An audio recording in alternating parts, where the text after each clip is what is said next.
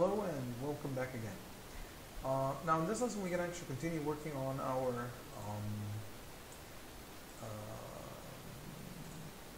application over here, and we're going to start tracking some other stuff. Before actually I do that, I've been actually playing with the code a little bit from the last one. I have already the working one, the working code. I don't know really why it didn't work from the first beginning, but I actually prepared the code right there. Copy and paste it. So this is actually the let me just push this right there. Let me delete this. This is the actual working code. Maybe there is something I mistyped or something like that since the last lesson, but this is actually the same code which I've written there. And I'm not utilizing the let me see here. Yeah, I'm actually not utilizing the that one from Coding for Fun. So let me get the streaming on. Let's see what's going to happen.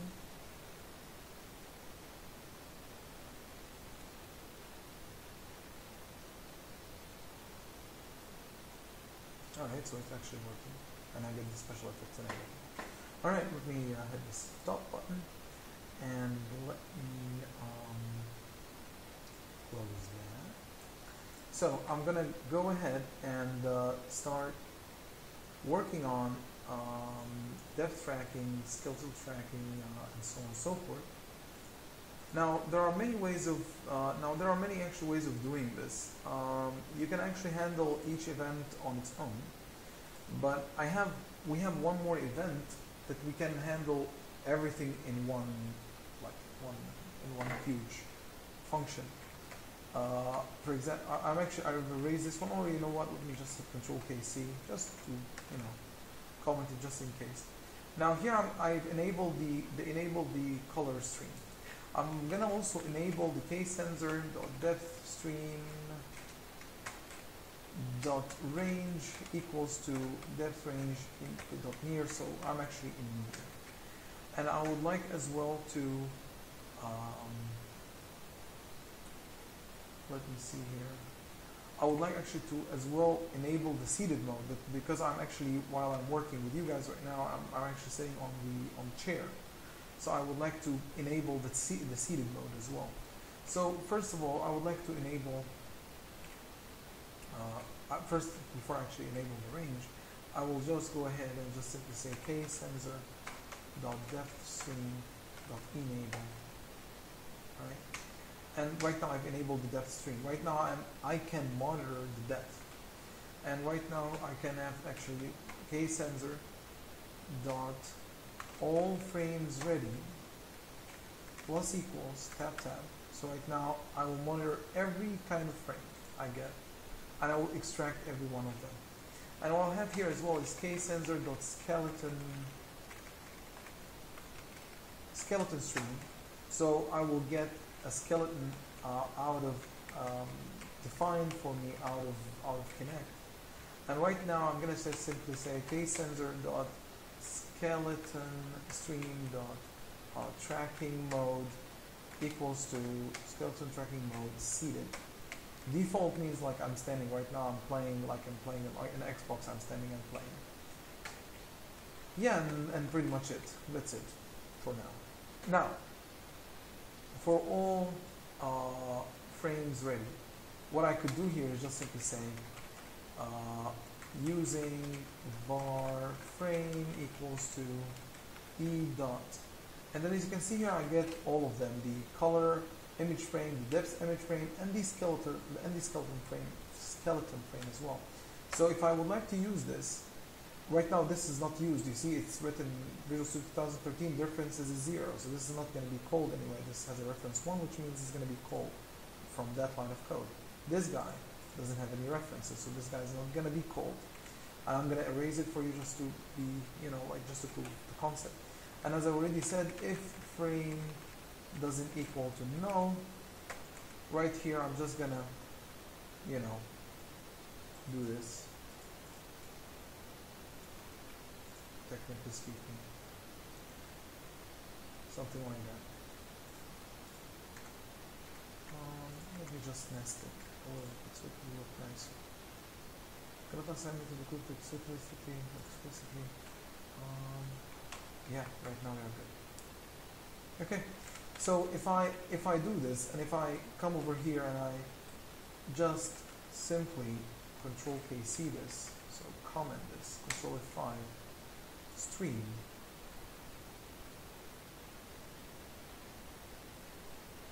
Give it a minute.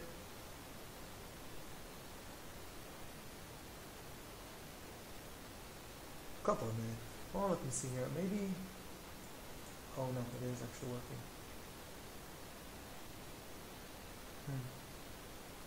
Oh, there we go. So as you can see here, my color stream is actually working right now. Okay. Now I will stop that, and I will go ahead inside my frame ready. And I'm not, because this is all one line of code, so that's why I didn't add brackets, right? So that's why by the end of this line, once it goes right here, this object is going to be disposed anyway. So I'm going to have skeleton tracking, so using var frame equals to e dot open skeleton frame. And right now we're going to have a little bit interesting code to write. Now what I can do here, if frame equals null, I will just simply say return. This is another way of solving the problem. And I actually can, once this is done, right now, so I don't have a lot of brackets and sub-brackets and all these things. So var skeletons equals to new skeleton. Alright, so I'm going to create a skeleton. And that skeleton is going to have a frame skeleton. How large it is as large as the frame skeleton array length. Right? And then I'm going to say frame dot copy skeletons to my skeletons. Alright? So right now I got all my skeletons into one place, one how can I say, array. Because you can track up to 6, and you have 2 players to track. Like, it can actually recognize 6, but you can track 2. I'm going to have here var tracked skeleton equal to skeletons dot first or default, because I'm going to grab the first one, and this is actually for management community systems right now. If you remember, this is from Lambda. Tracking state equals skeleton tracking state dot tracked.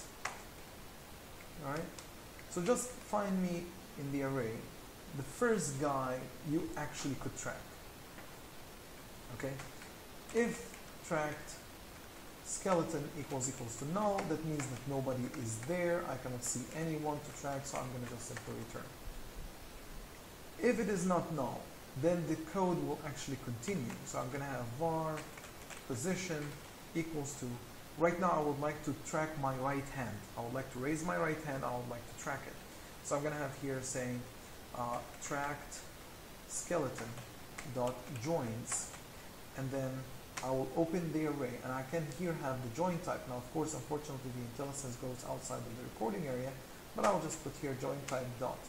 And right here you have all the 20 something joins which you can play with. Here I'm going to have, I would like to have hand right dot position. So right now I'm going to get the position of the hand. However, the position of the hand is actually in a different coordinate system. We need to map it back to our, let's say, window coordinate system. So here I'm going to have a mapper, var mapper, which is coordinate mapper. I'm going to call this coordinate mapper. Alright, so it will make it all easier. Var coordinate mapper, new coordinate mapper, and I will give it the case sensor, so it will actually know that I'm actually trying to map certain coordinates from that Kinect sensor, since as you already know, we can have multiple ones of them, so I have to specify which one. Var color point, so I would like to know regarding which color point. Mapper dot map skeleton point to color point, and I will grab here position, map the position which you get to a color image format dot, I will grab the infrared resolution 30 frames per second. Alright, so right now I'm gonna map my hand from the coordinate system which is living in outside of the Kinect, outside of Windows, outside of all this, and maps it according to where my hand actually on the image. So I'm going to get the actual pixel XY pixels right there. And for the sake of tracking, so if you would like to see how this data looks like, I'll grab my label. Because by the way, my hands are going to have a coordinate from 0 to 1, which is kind of not cool actually. So right here I'm going to just put, let's say 4, I'm going to put this X colon, I'll get this 4, this is Y column, right? And right now I'm going to just duplicate this, put it right there, duplicate that right there, and I'll just hit F4. This is going to be dash, and it has a name, LBL X, and this guy over here. It's not online perfectly, but it's okay for now. It's debugging. And this is going to be Y, actually this is going to be dash, oopsie, this is my LBL Y, and the text is going to be dash as well. So right now, we're going to test and see if we can actually get some tracking working. Now, I'm going to go ahead and, since I already mapped my colors, right now I mapped my hand to the pixels. Right now I can just simply say, actually I could even write all this, you know what, because it's going to be actually a lot of code, you know, I'll just make it a lot easier. I'll just call this, I'll just put this as by default dash dash for now. I'm going to put this, I'm going to call this LBL position. So it will be easier to write here. I'm just going to say this dot LBL position equals to string dot format. And right now, right here, I'm going to pass in 0. Actually, the first parameter is going to be 0. And here I'm going to have X colon, and I'm going to put this hand position X comma Y and colon 0, and yeah, pretty much it. Actually it's not 0, it has to be 1 because this is the second one. Right here I can start tracking color point dot X, color point dot Y.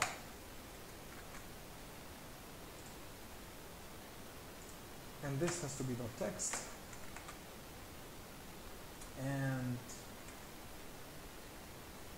yeah, I think this is it. Let me see if I'm missing something. It says it was an error, that goes up, one more bracket.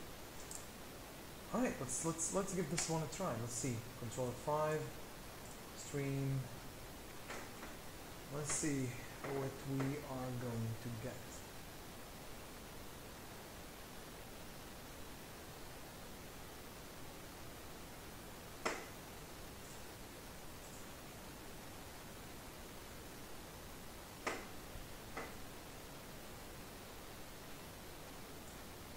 Give it a moment here, and alright. So right now I'm going to try to get, by the way, the color image, it doesn't matter anymore, but just I need to get to grab Kinect's attention over here. Hello, I'm here. Any response? Hello. It actually sometimes it gets sometimes, you know, it needs some time to track me somehow. Well, at the edge. So nothing in there. Well, let me see if I've forgotten something. Let me try to put here an F9 and F5. let's see if I'm actually, if I've in fact forgotten something. If it hits at least that position, then probably, if it at least, I hope that it will hit just at least that breakpoint. So okay, good. We've got something.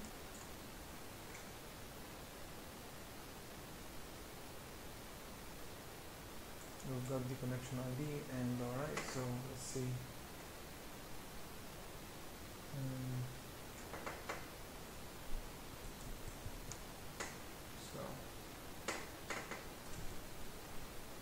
Wow. This is kind of weird. Let's see if I can solve this by positioning, let's say. Oh, you know what? Let me do it like this then. So we can, frame doesn't equal to null.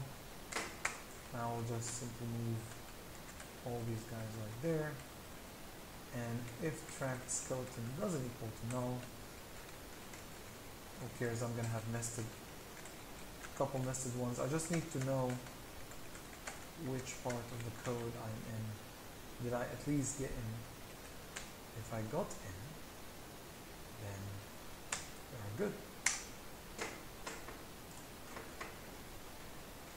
By the way, sometimes the lighting condition actually plays a big role in these situations, especially at least with Kinect 1.0. With Kinect 2.0, with Microsoft demonstrations, they demonstrated how they actually turned off all the lights in the room and everything is completely dim, no lights whatsoever, but when the Kinect actually starts working, it sees everything.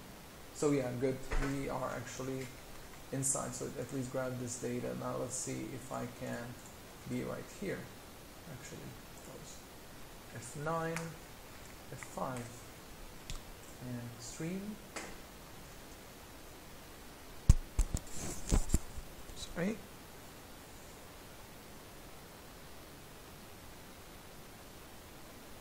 Let's see what's gonna happen.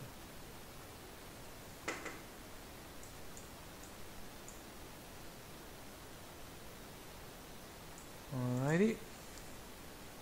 So are we tracked yet?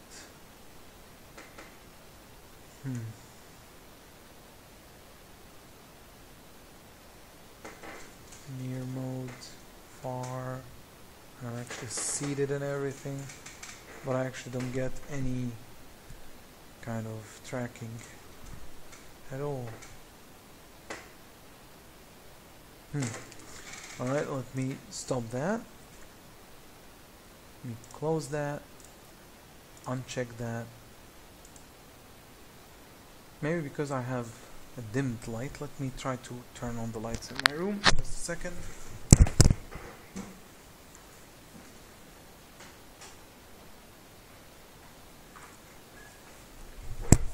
Now let's hope that actually with turning on the lights could in fact, because I have a well illuminated room, but let me add more light. Maybe it actually, maybe this is affecting it for some reason, because the code is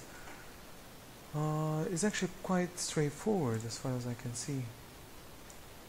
There's nothing in there that could hinder it, right? So we have the track skeleton, first or default. Get me the one. Try tracking. Yeah. Alright, let me see. So right now I have a more light, more color, and it doesn't apparently see me for now.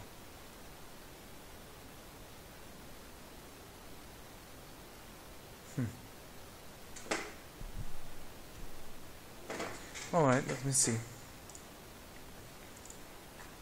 In some cases, sometimes the order of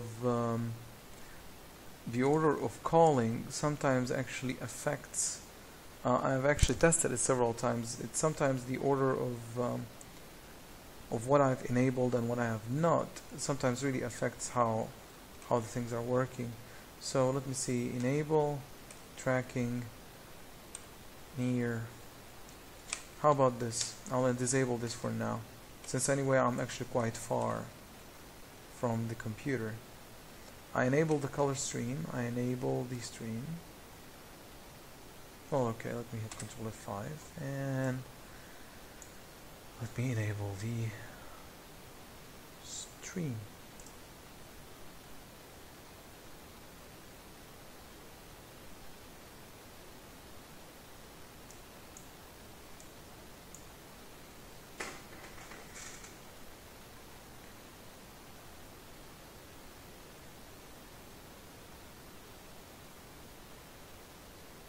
Well, give it a couple of seconds and there we go. As you can see here, this is my right hand. You see? Moving here. Alright, and it's actually jittering right now. It's actually like vibrates, is it? Not that very much, but there we go. See?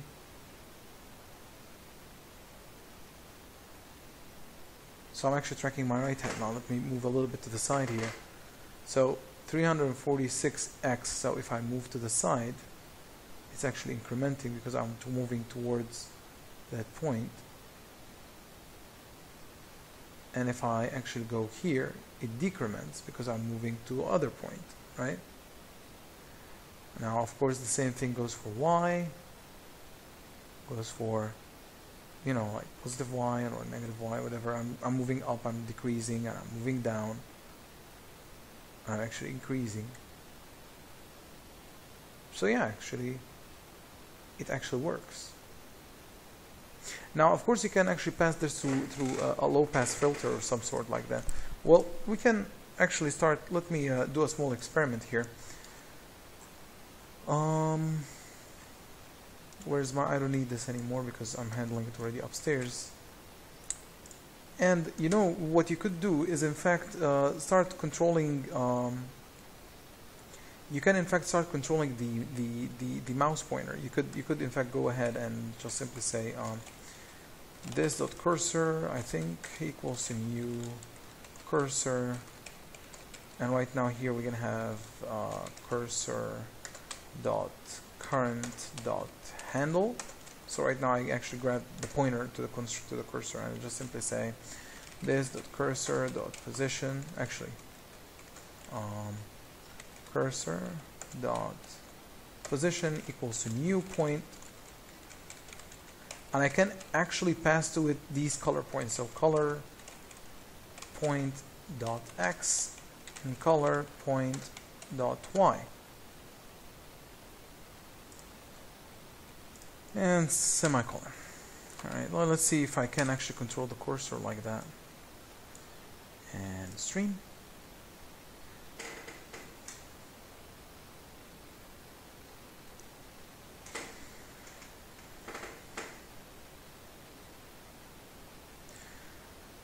I think I'm gonna maybe pause a little bit until it actually starts, and then once it starts I'm gonna unpause. So there we go, we got something, and let me see if I can have any of this. So apparently I cannot control my cursor now. Somehow it doesn't want to grab onto it for some reason. Even though I created new cursor with a new point. Let's see, this dot. So it actually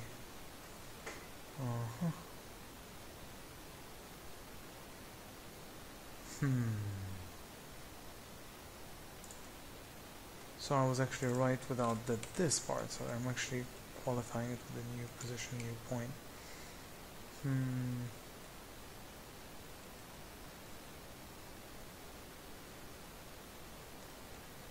Let's see, can I position the, if I get noticed, can I position this at 50?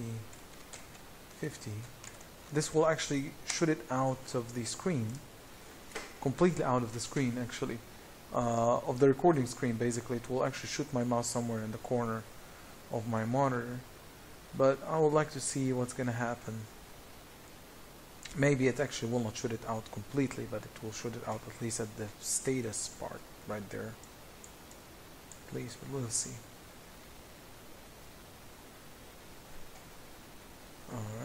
Okay, I moved the mouse with my hand.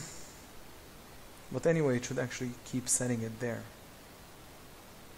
But anyway, apparently I'm just maybe even the recorder which I'm having, maybe it's also hindering that part.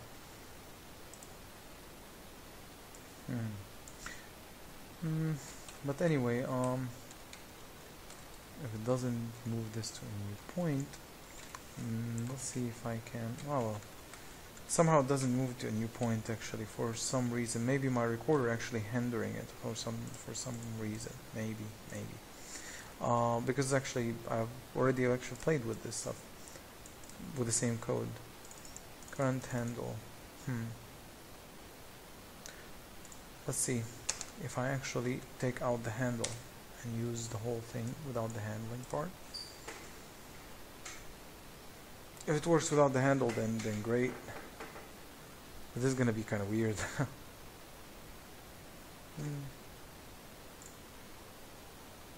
Alright, so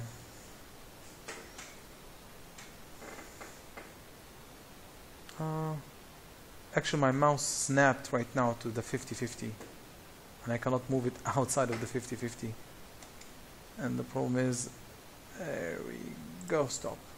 Oh man, I will actually go ahead and stop. Alright, so I stopped the streaming, and let me see if I can have this color point X, color point Y, even though I thought that this, well, anyway, Control F5. Let's see if I can get this working now.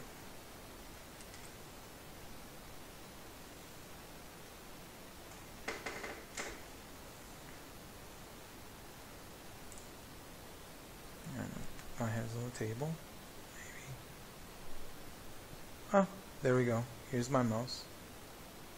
It's actually moving along with my hands. See? Of course, maybe I need to enhance. Now, of course, I'm moving in that area. Now, of course, you can actually, what we can do is actually clip the mouse movement, but this is one way. Right now, the application needs some refinement only. Right now, I can actually move the mouse along where I actually want it to go. Just when it loses the track, it just starts to go a little bit funky, but it actually tracks my hand movement, you see? Which is good. Alright, now I will go ahead and let me just hit Alt space now. Okay, now I hit the stop. Oh, there we go, stop. So I can actually start taking control over my mouse. So yeah, this is one way of how actually you could in fact control the mouse. Alright, so right now you can actually go ahead and start mapping your mouse according to your form. Like for example, you can start setting up clipping space. You say, for example, that this, as far as I remember, you have cursor.clip, and then you say, let me see here, .clip equals to new rectangle. And right here you can pass in two things like this .location and this .size. Right now I passed in the location of my form and the size of my form. Right now I'm clipping all my movements, so the mouse will not go outside of the bounds of my form. All right, and it will move within the volume of that form. So right now I just defined the clip space, so it will not go outside of it. You know, this is one way of doing this. Right now what you can do is calibrate your mouse. So for example, you can say the initial starting position when somebody is not using your computer, just you reset the mouse at the position at the center of the form. So you can say this form.width divided by 2 and this form.height divided by 2 is the actual location of my pointer. And then once you start, you know, moving, and once somebody keeps track of it, once you detect the tracking, right now you snap the mouse according to the user, and then you add to the position of the mouse from the center onwards. So right now you have some sort of like calibration point, of, if you know what I mean. So yeah, you have a lot of things right now you can actually do while you actually have the mouse in your hands. All right. So thanks a lot for your attention, and hopefully see you in the next lessons.